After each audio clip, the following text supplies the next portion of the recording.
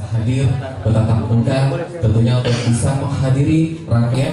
Judi online saat ini menjadi salah satu kejahatan cyber yang luar biasa terjadi di tanah air saat ini, tidak terkecuali di kota Palembang, sehingga harus dicegah. Mengantisipasi hal tersebut, puluhan mahasiswa di kota Palembang dikenalkan tentang bahaya dan dampak dari judi online tersebut.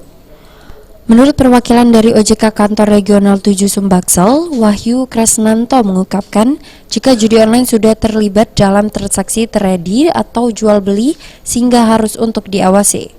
Definisi judi online itu sudah merembet ke transaksi trading. Trading atau jual beli, baik trading saham yang legal oleh pemerintah dan diawasi oleh OJK, trading komoditi berjangka yang legal diawasi oleh Kementerian Perdagangan melalui Bapepti. Tetapi di luar trading yang legal ini juga banyak aktivitas trading ilegal yang sebenarnya underlying transaksinya adalah judi. Ya, underlying transaksinya. Menyikapi permasalahan judi online saat ini, Forum Admin Media Sosial Sumsel mengungkapkan jika mereka selalu mengingatkan para admin medsos di Sumsel, khususnya Palembang, untuk tidak mengupload informasi berbau perjudian. Selain itu juga pihaknya juga selalu memberikan himbauan ke masyarakat tentang perjudian khususnya online.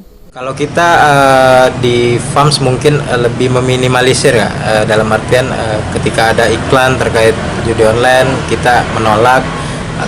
Kalau kita terima, otomatis kita sama saja menyebarkan terkait info judi online itu sendiri. Kita juga melakukan sosialisasi mungkin melalui admin-admin kita ya? Melalui akun-akun anggota. Terkait dengan judi online sendiri, saat ini Polda Sumsel khususnya Direktorat Reskrimsus dan Diskominfo telah banyak melakukan penutupan akun tentang perjudian dan menangkap sejumlah pelaku kejahatan judi online yang saat ini masih dalam proses penyidikan. Firman Hidayat, Pal TV.